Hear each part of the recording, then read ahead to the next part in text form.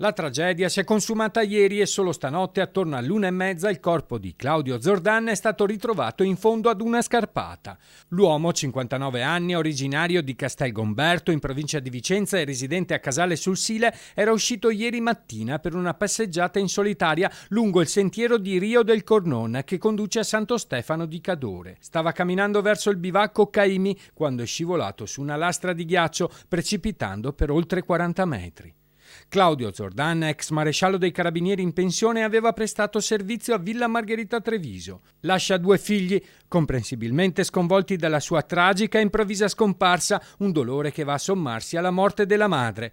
Con l'arrivo della pensione, l'ex maresciallo aveva potuto dedicarsi a tempo pieno alla sua passione per la montagna. Era stato anche capoclan del gruppo scout Meolo 1, dove era molto apprezzato per la sua serietà e competenza. Non era uno sprovveduto e non ha preso alla leggera quello che stava facendo.